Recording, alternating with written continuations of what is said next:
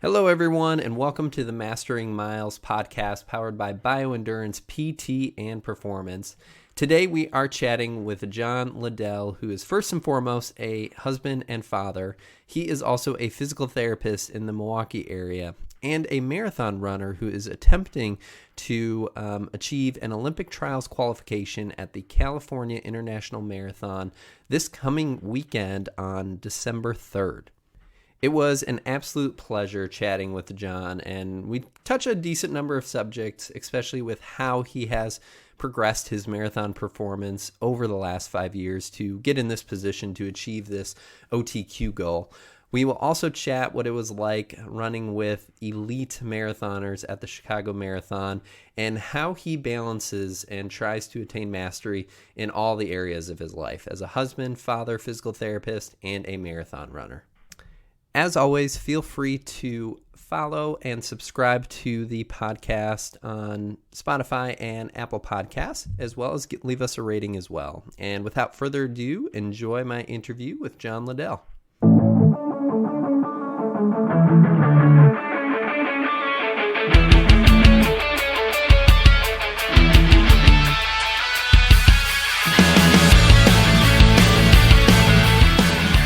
What's up, everybody, and welcome to this episode of the Mastering Miles podcast. I have with me today John Liddell, who is a local Milwaukee-area runner who has had a really inspiring 2023 race season. So he's someone that I've been following along this year.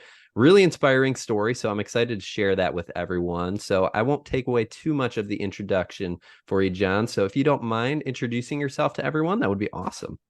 Yeah. First, thanks for having me on, Matt. My name's John Liddell. I'm a husband and father and local runner and physical therapist in Milwaukee. So I'm actually surprised that you and I hadn't crossed paths professionally before we started crossing paths in like the running space. So it's a small world in Milwaukee for running and for physical therapy, and I'm glad that we were able to connect. Yeah, I agree. I was also like surprised too when I kind of came across your name this past year. I was kind of like, who's this guy? And then I was like kind of looking into your running and everything like that. And I was like, I can't believe I haven't met him quite yet. So I'm glad we were able to make that connection for sure. So kind of getting into your season, you've had a pretty crazy 2023 season. I won't take away too much of it, but do you just kind of want to go over and just kind of share kind of what your season has been, what your races have been, and kind of how everything has gone for you? Yeah. So 2023 has been kind of wild. It started with the plan of run grandma's, run CIM, and see how close I could get to an OTQ time. The men's standard this year is a 2:18. And that was a pretty quiet conversation between myself and my coach, Jack Hackett. And didn't really express that to a lot of other people right away. Um, had a conflict come up with grandma's pivot, signed up for the Carmel Marathon. And then right before Carmel, the conflict with grandma's cleared up. So we used Carmel as a training run, and then trained for grandma's, and that went great. It wasn't the first time I had to pivot though. So this started about a year ago. This like plan for one marathon, actually run a different thing. I was registered for Chicago, and things around that changed in 22, and then got into the field for Lakefront. Lakefront got canceled famously, and ended up the night after my cousin's wedding, going down to Chicago and racing there, and somehow pulled out a PB in Chicago of 22. Then everything around grandma's in 23, ended up with a great race, a good day, ran smart, and then had a really great build over the summer. And the morning of Minneapolis, that race got canceled. So had to pivot pretty hard. I was headed out the door when I learned that the race was canceled. So went through a very normal taper and carb load. And I don't recommend double carb loading to anybody, but uh, got into Chicago the week after and needed to get ready for that race. So um, it's been a long year of build and race and recoup and build and race and recoup.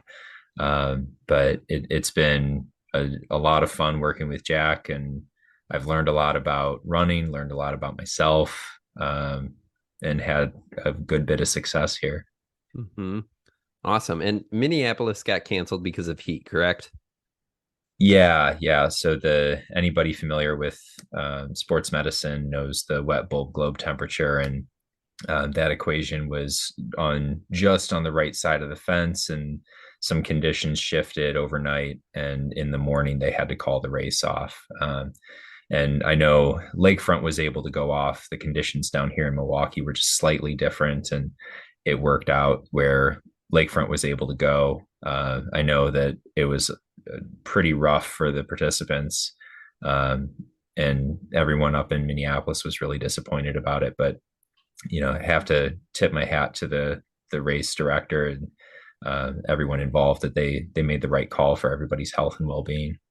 Yeah, 100%. You have to do what's safe, and you have to do what's right. And I think probably that decision was very, very called for and helped to save a lot of people from illness, or maybe even worse than that, even though it's absolutely sucks to have a race canceled on you the morning of after you've been building to it. But yeah, overall, looking at the brighter side, or like the grander scheme of things, definitely the important call for it for sure. So where did like the overall goal that you've had this year for an Olympic Trials Qualification, or OTQ, where did that stem from? Where did that kind of come from? Yeah. So the Chicago that I didn't know I was going to run in 22, I went under 2 hours and 30 minutes and wanted to find another barrier. The OTQ was always something that was kind of like, uh, in the back of my head. And is this possible? Of course you want to do it, but is that a realistic goal? And I think the experience of running hood to coast, there were Lou Serafini was on that team with Tracksmith, and John DeWitt, local Milwaukee guy. Both had been at the trials in the past. Ty Dinger's on that team. He's a national caliber guy, 10K, 5K. He just got third in New York last weekend at the Road 5K Champs, which is awesome to see. So just like rubbing shoulders with some of these super highly accomplished people, and then um, being in the van with Chris Gutierrez. His handle is Beers and Miles. If anyone's familiar with the Beers and Miles, got to shout him out. He's hunting for the OTQ at CIM as well. So these guys all have that, that pedigree and that goal. And a lot of the other guys on the team also very accomplished runners. And you just hang out with people who they kind of show you like, yeah, you can also do this. So there was a little bit of that where it was like, allowing myself to think of, maybe I could do that. Iron sharpens So, iron. yeah, totally. And it's long standing been something that's like, hey, that would be neat. And it was more of like a daydream, or you know, I wish I could do that or something like that. But Yeah. only in the last really year and a half or so was it something where it was like, hey, maybe I could actually do this. That's awesome. And California International Marathon, CIM, that is Yep. December 3rd, correct? Yep. Yep. Awesome. That's the last day of the qualifying window. So Cool. I expect that there will be a lot of fast men and women who are going out to a fast course to try to run a pretty fast time. That's awesome. And so when Yeah. this episode kind of airs, it'll be the following Sunday. So this will be a good chance for listeners to like tune in and kind of see how you're doing, and kind of, really cheer for you to hit that goal. And speaking of that goal, what would achieving it mean to you overall? Yeah, I think just like any meaningful goal, it's there's long-term commitment and pushing up against some limits, and that results in growth and accomplishing something you didn't think that you could do. Uh, and that's I think that that's true whether it's a OTQ or a BQ, and finishing a first marathon. Um, Professionally, I've worked with enough people who have had those different experiences where you can tell how meaningful that is for them, and they're pushing their limits. I think that for me, this would feel really similar to that, where it's like, yeah, you can set your mind to something and work hard for it, and over time get closer and closer. Um, Hopefully a takeaway for my daughter is that she can set her mind to things and accomplish things that might have been scary or you didn't think you could do, but in the process of working towards that, you realize that you were made of a little bit more and more capable than you thought.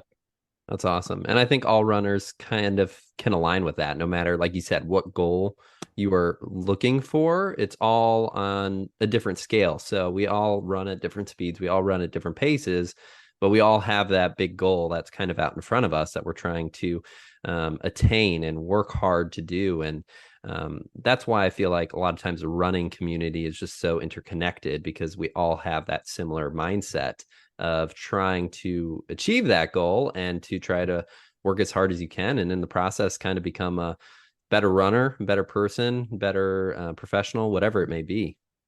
Totally. Yeah. That's awesome. So, in our email conversation, you'd kind of given me a little bit of your rundown of like your past marathon times. And Yeah. I was quite thoroughly impressed. So, correct me if I'm wrong Thanks. here, but it was back in 2018, your marathon time was 2:44, correct? Yeah, that's pretty accurate. Yeah. And then grandma's this year, you ran a 2:23:50. Yeah. That is pretty remarkable to like come down from like 2:44 all the way down to 2:23 and then trying to set the goal of the OTQ of 2:18. So like I know that's been a lot of work over the last 5 years or so. What does that process kind of look like, and like what have you really tried to optimize in, whether it's your training strategy, nutrition, anything like that? Yeah. Like what have you really tried to optimize in that process? Yeah. I think the only thing that I've been able to like actually optimize is long-term consistency. Avoiding injuries and most weeks getting the work done.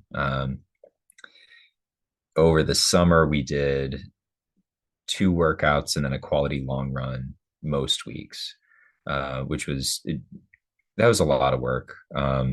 And credit to Jack that he was able to program in a way where it pushed me without pushing me over the edge. And I think that he would agree with me that it was very collaborative. Um, a lot of feedback from me, a lot of instruction from him. Um, so just putting in consistent work, never trying for a grand slam workout, but always hitting doubles. I think is a good way to describe that type of intensity and type of effort over time. Um, and you score a lot of runs by hitting doubles. Mm-hmm. So I think that was the thing that I was able to optimize. Being the father of a toddler, there's a lot of conflict with, I want to go to the park instead of dad gets to run a double. So we would compromise and I would go to the park via stroller. So instead of getting, a 45-minute second easy run in a day, I'm getting a like 15-minute there, 15-minute back, separated by a half an hour of playing at the park. And so there was a lot of compromise rather than optimization in terms of like that aspect of training. Um, Race strategy, I think, that is still a work in progress. Chicago this year, I went out pretty hard. the week in between Minnesota and Chicago, I was just like worried and nervous, and then like race morning comes and I'm amped, and I found myself going past Molly Seidel in the first like mile, and instead of a flashing red light, it was like, I'm really rolling here, and it should have been like, hey, you're really rolling here, you need to slow down. So race strategy is still definitely something that's a work in progress, but uh, I had a 1 second negative split at grandma's, and that Hmm. was just about as well executed as I could have hoped to be. Uh, so that's been a learning curve too. Thinking back to what I was running before, it was, wildly positive splits. Um, but also, related to that, in a marathon, I was taking 3 gels Hmm. and running 2:44. So almost 3 hours. It's like you're taking a gel every 40 minutes or so. Yeah, So yeah, that's like in the carb basement. You're getting like yeah. 25 grams an hour. Uh-huh. And now I'm closer to 90. Hmm. So, but mostly gel, some fluids, but mostly Hmm. gels. And that's been just tremendous. Hmm. He not feeling like garbage goes a really long way to running fast. That's awesome. And when I did my podcast with Jack, we were talking. That was a big topic in the topic of like what limits us in a marathon, and what it comes down to, especially in nutrition, is carbs are king. And it's just time and time again, the research just keeps going back to use your carbs, use your carbs, use your carbs, and it's that process of really optimizing yourself and your body to be able to take in those carbs, but also be able to utilize them. And that's a process, probably, that probably took you a lot of work getting from 3 gels in a full 26.2 to getting all the way up to close to 90 grams of carbs per hour. Yeah, That's no easy definitely. feat in itself. It was, I think going from, 3 to 4 wasn't hard. That was pretty easy. Going from, 5 to 7 was a little bit tougher. Mm-hmm. And like just mentally kind of not ready for it. Um, you're not like wanting it yet, Yeah. and and I'm sure you've had the experience of like starting to feel kind of hungry, and you know time to rip open the next gel or chew or whatever you got, and Mm-hmm. you're like excited about it. um and I found that I'm not as like excited about taking the gel or whatever the nutrition is, but you need it, so, or know you're gonna need it. Mm-hmm. And I think that's the bigger thing, is getting ahead of it and staying ahead of it so that you're not getting to the point of like, I wish I had taken that. Mm-hmm. I got to go back for a second too, just because it's probably not an experience most of us will ever have in our life. But what was it like racing alongside an Olympic medalist in a race in Molly Seidel? Like, what was that like? Yeah. I didn't spend a whole lot of time next to Molly. I I went past her, and she was super smart with how she was going out, listening to her recap Chicago. She was super poised and really deliberate in the way that she came back to the marathon this time. Uh, I was next to Emma Bates and Emily Sisson for a long time, and they were just so smooth. Um, and I was I was not. I think I was very excited and sort of like swept up with the race, and like what I realized, uh, you know, immediately I realized that I was running next to them because people are like screaming their names, and just clear as day, you could hear these people on the sides of the road in Chicago, even in a big crowd, just like, yelling their heads off, which is also exciting, and kind of like ramped up the energy there. Um, yeah, it was super fun. Until the wheels started to kind of wobble, and I was like, oh, I need to lock it up here.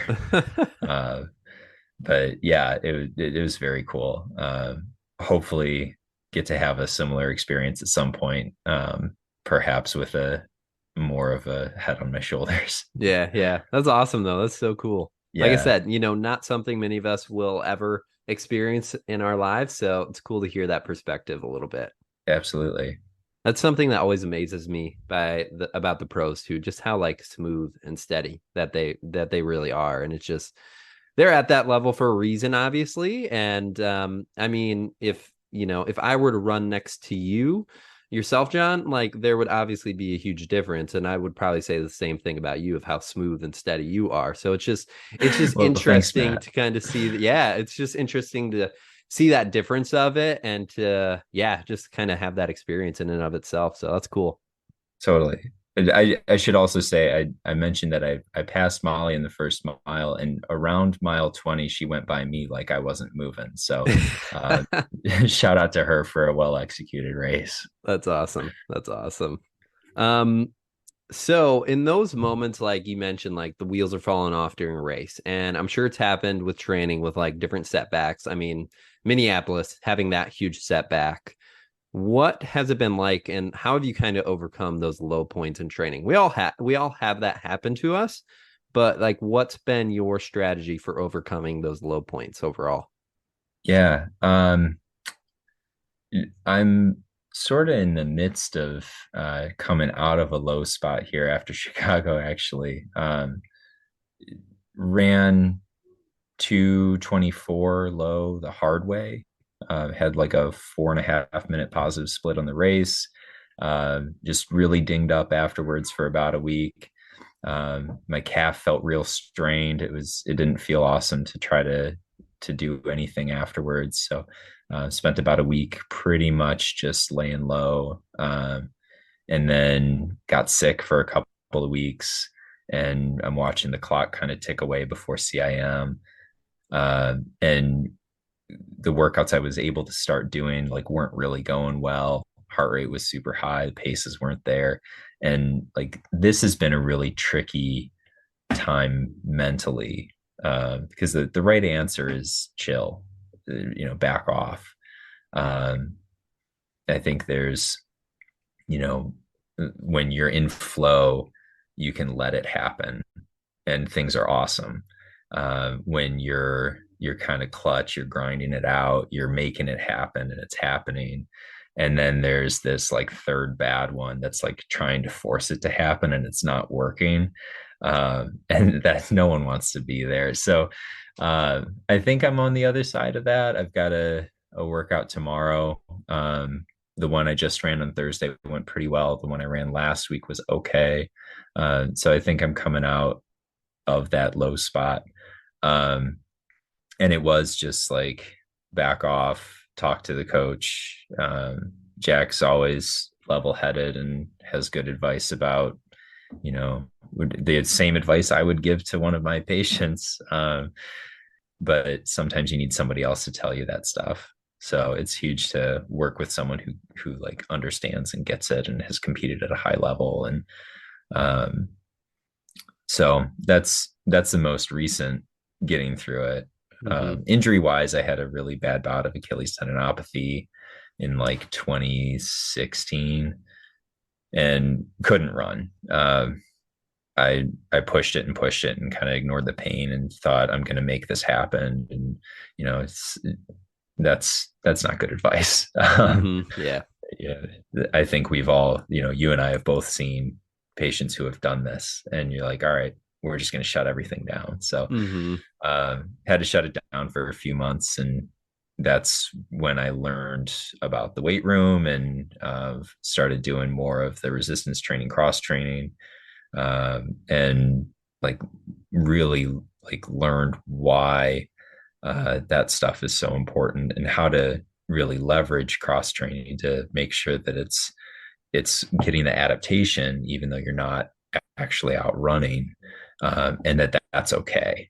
Mm-hmm. And in the last month here since Chicago, I've been using some of those lessons that I learned all those years ago. And so it's one of those things where you take a setback, you learn a lesson, you hopefully are better for it years down the line. So that's been good. That's been useful.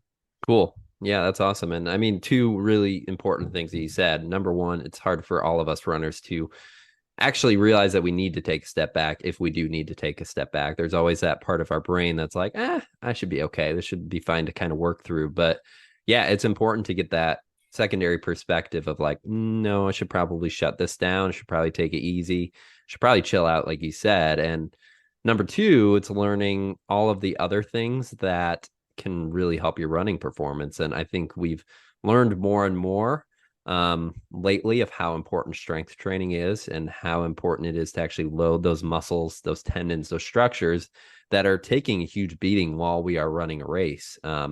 And increasing those adaptations as much as possible. So I think that's a really, really important lesson to learn, and a huge thing that I think if people just add that little bit of strength training in, it's going to make huge amounts of dividends, not only pretty quickly soon afterwards, but like you said, years and years later too. Totally. Now you had a little bit of a setback this year, right? You had some plans for racing and it didn't go the way you wanted. Bingo. Yes. So I've been learning that lesson myself this year, which has not been easy. So, like you, I ran Grandma's Marathon back in June. It had a really, really solid day, a nice PR, and a nice evenly paced race, kind of very similar to you. And then after that, I took kind of like a week off or so. I had plans to do an ultra triathlon at the end of July and then Ironman Wisconsin in September. And so I kind of laid low for like a week afterwards and just kind of picked up more bike volume to kind of just let my running kind of heal. And I noticed when I was on the bike, I use power and heart rate a lot being on the bike, and it's a little bit more accurate, I found, on the bike than it is running. And I was like doing the same amount of power on the bike, and my heart rate was like 20, 30 beats higher than what Oof. it was. And I was like, okay, something's wrong here. I'm not quite recovering from this race. And so after like a week of seeing no improvement in that, I ended up being like, all right, we need to cut out training. And of course, I got diagnosed with mono of all things. I Oh don't my know gosh. quite. Yeah, I don't know quite how that happened. I got mono after I turned 30 in June. I was like, shouldn't this have had happened like years back or something like that? Yeah, right. And then I had another infection too that was just on that. So it was like, okay, those aren't realistic goals to do the ultra, and it's not the realistic goal to do Ironman. So I pushed those to next year and was like, all right, we just need to shut it down, let the body recover. And yeah, so that was a tough lesson to learn, but I'm better off for it for sure. And now it's like you learn from it and you start to build again, and kind of, you become a little bit stronger for that for sure. So yeah, it's not fun realizing that lesson though, I found. No, no. Well, I'm glad you're on the other side of it and Yeah. getting back out there. 100%. It's been good for sure. So, talking a little bit more about like running in general in our conversation before this, you said you've been running since you were about 9 years old, correct? Yeah, yeah. I shout out to the Wildcats of Rockford, Illinois, There you the go. youth team. Yeah. So I got into running because the teachers at my grade school came up with or implemented a program that someone else had come up with, but it was really genius because the kids would run laps around the school, and then we'd be tired in the afternoon.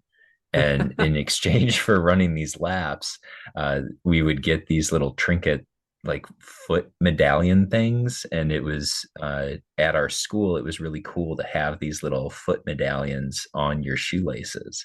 So the more you had, the cooler it was. And so you were incentivized by your peers to run more laps. And the teachers like didn't hardly have to do anything to like get us to go do this. And at the end of the year, there was this uh go to the bike path along the river and run I think it was a mile, for grade school kids. That's a good distance. And at that race, the Wildcats were there and they had like a come run with us brochure. And so my mom picked one up, and we should go check this out. And so we went out to Rock Cut State Park and ran on dirt trails. And it was like, this is amazing. Running through the woods with some other guys that, peer age guys, and ended up running youth cross country with them. And they ended up being a lot of the same guys who were on my high school team too. So I've been doing this for a long time. I dropped swimming because I was enjoying running more. I haven't been in a pool very much since then. So, once in a while, one of my friends tries to recruit me to triathlon, and I'm not ready to go do that yet. Uh, so no pool for me for a while. Um, so it's just kind of like in my bones at this point. Just kind of part of what I do. Why does it appeal to you so much now? Like, why do you keep going back to it? Why do you keep doing it at such a high level as well? Like, what makes running appeal to you the most? Yeah, I don't know. That's a good question. I don't know exactly what it is about it that uh, keeps me so engaged with it. Other than I think that there's some affinity, there's some when you're somewhat proficient at something, you're more likely to keep doing it. At least that was the case. Like even when I was, you'd get homework and well, I could do physics or I could do English, and you're going to pick the thing that you feel a little more adept at. So there's probably some of that. Um, it's the thing that's exciting to me right now is feeling as capable as I feel, being able to go run relatively fast and do that for a relatively long time. It's there's a certain feeling of like fun that comes with that, even though it's your heart's beating pretty fast, you're breathing pretty hard. It's still like, yeah, I feel strong, and that's sort of an intoxicating feeling. When I was hurt, I would lift, and uh, watching that number go up on my squat was fun. My bench never came up real fast, but so there's a little bit of that, like seeing your proficiency improve. But yeah, just going out and being in the world when it's quiet, and like I know that that's my time every day, before responsibilities of work and family come in. I can count on going out and having that sort of like quiet refuge, which is really nice. That's great. And that kind of leads me into the next topic of obviously you're committed husband, father, PT, and you're running and training at a very, very high level to try to accomplish this OTQ goal. How do you all commit yourself to all of those areas? Have you used like any strategies to make sure that you can optimize yourself as both inside of family, in the side of your profession, in the side of your training? Like what's worked for you in that realm? Man, uh, yeah, I don't know if any of it's optimal. It's like, it's it's a little bit of like push and pull, and when I've got a workout, I coordinate that with my partner, and she takes over. And uh, part of it is that I go at like 4:30 in the morning, so uh, that helps to keep it from interfering with other things. Sure. But yeah, when it's time for a workout, it's like no, lock in. We're going to go do that right now, and you move things around in the day to make sure that that time is free and available. And for us, that's meant maybe the lawn doesn't get mowed until later this week or something like that.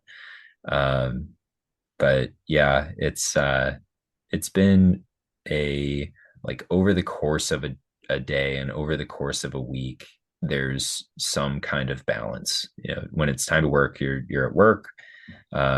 If my family needs me to be home, then obviously you move the work out. You don't go to the gym. You skip that stuff if something comes up. But fortunately, with my partner graduating from her doctorate school, her graduate school in May, there's been a lot more time and a lot more flex in our time. And I've been able to hit the workouts a lot harder this summer than I was before. So that's, the long and the short of it is I have a supportive partner, and I make sure that I'm still present, prioritize being a dad. And then like all of the time that's not for work or for family is pretty much for training right now. Kind of going off of that a little bit more, I realized listening back to my intro that I recorded that I made like a slight little mistake in it. And there was a point where I said, like, my running goals doesn't necessarily influence family or like professional goals. And I don't know if that's 100% true. I find that, when I accomplish something athletically, it does help me learn something personally, professionally, and they all kind of interact with each other in this, huge quest for mastery. So, Definitely. how do each of those like areas impact each other? Like, do you find that your experience of running and the commitment that you've made to running helps you, personally as well as professionally overall? Yeah, I think that the interest in being a better runner and like the experience of being hurt in particular helped a ton for managing clients and working with other runners who are hurt, because it's one thing to give the advice of, hey, you gotta pull back, and the typical runner, the average runner is going to say, yeah, no thanks. You and I both know Chris Johnson, and I would say that he's a mentor, and he's got a saying that runners are not sensible creatures, and I would count myself among that. But giving the credibility of like, here's what I'm doing now, here's what I faced and how I managed being hurt. I think that there's a ton of interplay there. As far as like being a better partner, a better father, I think having to think through what is the day going to look like, what is the week going to look like, and being pretty deliberate about time use has made me a better partner and a better dad. Just needing to like, if I'm going to get in a second run in the evening, how am I going to make sure that dinner's ready and make sure that daycare pickup happens on time, and that kind of stuff. Or if it's if we can't do that, then how am I going to fit my training around the constraints of getting to swim lessons? So I think being intentional is sort of the output of all of that. One thing that you mentioned earlier that I kind of thought was really important and really cool as well is you kind of striving for your goals sets a really great example for your daughter overall as well, because then she can kind of watch that as she grows up and just kind of realize how committed you are to your goals, whether it's professional or with running. And I think that sends a very clear message to her as well, and helps her to kind of see that it's okay to push hard and try to reach for big things and work towards all those goals. So I think that's a really inspiring viewpoint for it as well. Thanks, man. Yeah. Right now it doesn't mean anything to her. We're at a race. We're going to watch dad run, and I'll get back from it. It could be 40 minutes, just going out easy. And she's like, how was your marathon? So to her, it's all kind of the same thing. Just sometimes there's a lot of people on the sidewalk, and sometimes she gets to watch. And but someday looking back, hopefully it's at least interesting to her, Yeah. and hopefully more importantly something of a lesson about this is possible, and if not, then that's all right. Uh-huh. I think it's still 100% sets that really clear example. And one thing I'm really looking forward to is I have three nieces, and next year with running the Ironman, it'll be the first like big race that my oldest niece has probably been able to like realize and whatnot. So I'm kind of Oh, excited cool. for her to experience that a little bit and to kind of see me kind of go after that goal a little bit. So I'm kind of looking forward to that next year and just kind of seeing Yeah, her watch that a little bit. So it'll be fun to see. definitely. Did she get to have a glimpse into what the training's like, and see you go by on the bike and stuff? Maybe we'll have to set something like that Okay. up a few times overall, but she is really into running right now. So whenever she's like outside, she just loves running down the sidewalk. And so Yeah, she awesome. always references her Uncle Matt in that process. So I always get videos and things like that of her running. And Yeah, yeah, it warms the heart for sure. absolutely. That's super cool. Yeah, it is. It is really, really cool overall. So, obviously, kind of moving on to the next thing, we both have a history and of in the PT world, in the PT profession. So we both like really understand, that physical injury aspect of that well. How has that we've hit a little bit on this already, but how's that knowledge of that PT Mhm. world, how the body adapts, how it reacts, injuries, how has that all affected your racing, training, all that kind of stuff? Yeah, I'd say that the Achilles issue that I had years ago was like that heavily influenced what I got interested in.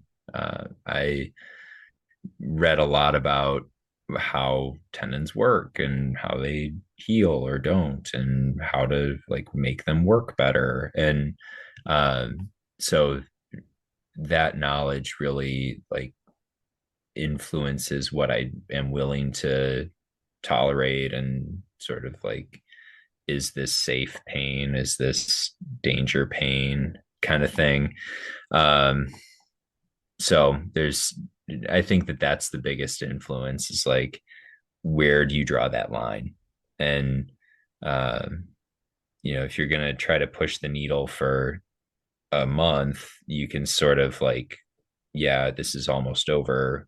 I can get through this event and then be done. If you're going to push the needle for a year, you have to be a little bit more uh, like willing to deal with some of that kind of discomfort come and go, but also like, you really can't let the wheels come off too much, because you're not going to make it through 10 weeks sort of hobbling along, but you could for a few days, kind of like keeping things together. So uh, unfortunately, I haven't missed too many sessions, and I think that a lot of that is taking those easy days just really easy, and making sure that I'm taking care of my body a little bit more than I did when I was, you know, 24.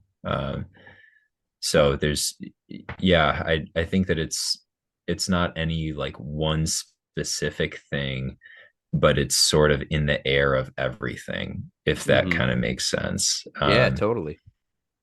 Yeah, so there's an interest there.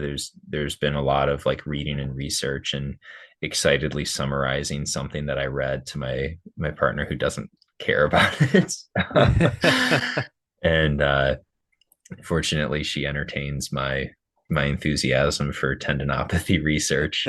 Um, but yeah, so it's been something where the interest is sort of like, propagates itself, and you read something, you implement it, and you know that sort of helps the rubber meet the road when you're in the clinic. Mm-hmm. And you translate it a lot better when you've lived it. Mm-hmm. That's why I also think it's important for runners too that like don't necessarily have that experience, as PTs or whatnot. Like, it's so important to build up your team a little bit as well as a runner to, with your coach, any medical providers, a PT or something like that. That way you have those people kind of on your team essentially, so that you can bounce things off of, like, is this okay? Is this good pain? Is this bad pain? Like, what is this telling me? And it's so important to have that team and to not just try to, as we've talked about, just keep pushing and keep pushing and keep pushing, but, have those team members and have that expertise sometimes to tell you when it's most important to chill and when it's most important to pull back a little bit too. Absolutely. And the trust of a team to, accurately report what's going on and, know that they're going to make a informed decision that, or at least give you information to make that informed decision, and, keep yourself healthy, keep yourself out there. Best thing you can do is stay training in a healthy context. And it doesn't really matter if you take a day off here or there so that you can stay healthy. So, I can, I do most of that dialoguing with myself. But then, like we mentioned before, like bringing Jack in when it's hard to kind of like get clarity. And I think that's a very humbling experience sometimes when you have to bring someone else in, for sure. But you mentioned Chris Johnson before, and he's also a huge mentor to myself as well. And one thing that he always says is you really have to trust your provider, and you have to have that level of trust with them. And I think that's so important too, to have those people that you do really, really trust, with your coach and, family members and medical providers and all of those things. That's such an important thing to have. And you obviously, especially you and Jack, you guys have that level of mutual trust in each other, where he can trust that you're telling him things, very accurately and very precisely, and you can trust that he's going to give you the right advice and kind of that right mindset or the right strategy going forward overall. Yeah, absolutely. Matt, do you do your own coaching? Yes, I do a little bit, especially kind of in the triathlon world. My goal right now is more like Ironman training, but eventually I want to kind of do an alternate year type of thing where 1 year's Ironman, 1 year's marathon. And so I'm hoping to reel in a little bit more of some guidance, especially going for specifically that marathon, as a lot of my experience has been with coaching others and coaching myself in the triathlon world. So how do you, like, when you're coaching yourself, how do you decide in the middle of a workout that you wrote, like, this sucks because it's hard and it's supposed to be kind of hard, or this sucks because I wrote, you know, 10 reps instead of 8 would have been better?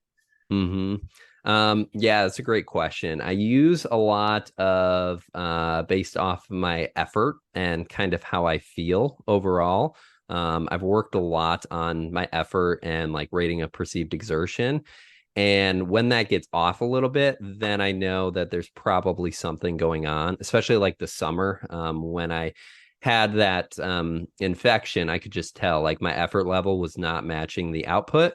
And Yeah. that is something that I've kind of trusted in myself and kind of grown in myself a lot, of knowing what that effort feels like. And when things get off between that effort and the actual outcome, then it's like, okay, let's take a look at what's going on here and let's kind of zone things back if we need to a little bit.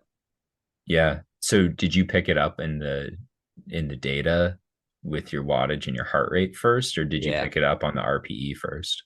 Both of them actually, Yeah. really. So I picked it up in the RPE of like, and there was probably like 2 training rides where I just felt absolutely horrible. And I was like, I feel like I'm working super, super hard right now. And I'm at a very easy, pace that should be below Mhm. my like LT1. Oh yeah. And then I looked at like my power data from my, bike workout, because I was on a trainer. So I wasn't outside. So it was a little bit more controlled, as well as my heart rate. And I kind of compared very similar workout 1 week, and then I looked like 4 weeks prior. And there was literally like 4 weeks prior, I was sitting at like 135 beats per minute on the heart rate and a very like steady effort, easy effort. And then I was at 165 4 weeks later at that same exact effort. So I could feel something was going on. So then I looked kind of a little bit more at the data and was like, yeah, there's something wrong here. Yeah, that's it's nice when your body makes it really obvious for you. Yes, Yeah. yes, 100%. And it's also in my podcast with Jack, we talked about how you just have to build that system up a little bit in your like rating of perceived exertion to like you need practice with that effort to really know how that feels for you and how that applies to you. And the only way to improve that is just practice makes perfect overall with it. And just have experience using that scale and knowing what it means to you is really, really important overall for sure. Based off, John, your experience with this year, really performing at a high level, knowing when to push, knowing when to pull back, do you have any particular insight into how other runners and athletes can develop that similar mindset or develop some of those similar strategies overall? I think when things have been going well, it's like I mentioned before, it can feel just like really intoxicating, and it's really easy to feel, you know, like you can do anything. You're the fittest guy in the world, and it's maybe not. You don't necessarily get carried away, um, but then the flip side of that, when things aren't going well, it can feel like you go from, you know, letting it happen and being in flow to uh trying to force it to happen, and struggling, and that's when I think you have to take that step back and talk to those trusted sources, and uh, trying to never get too high and never get too low, making sure that you check yourself a little bit. You know, when you feel good, when you're healthy, um, look back. What's your training log say? Um, don't go and, you know, run a good workout and think, okay, I'm going to do that again tomorrow, or 70 miles this week felt good, let's do 90. You know, take the win, put it in the bank, and, you know, stick to the plan. If you don't have a plan, talk to someone, get a plan. Yeah, yeah, yeah. And sort of and it's like the least exciting answer in the world, just like being moderate, and trying to stack wins and hit doubles, and um you know, taking the long-term gains over the like get fit now.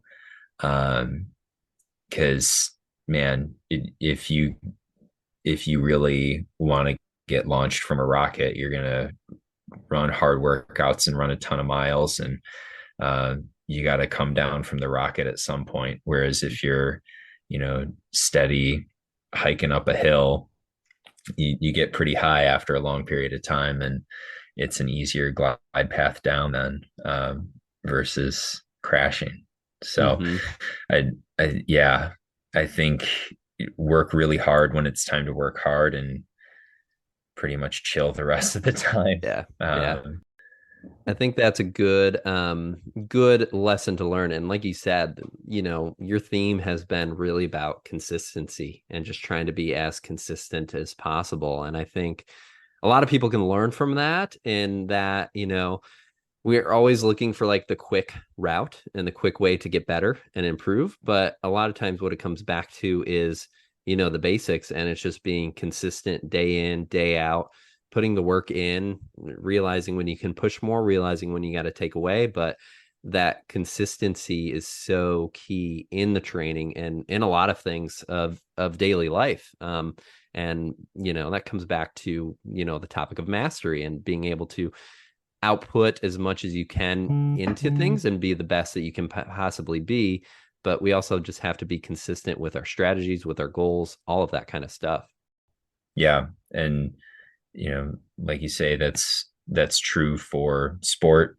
I'm sure as a new business owner, you're finding that there's a lot of, you probably notice fits and starts and more active times and less active times in the business, but your effort has to continue and stay steady. And I'm sure that that's a lesson that carries through many different aspects in life.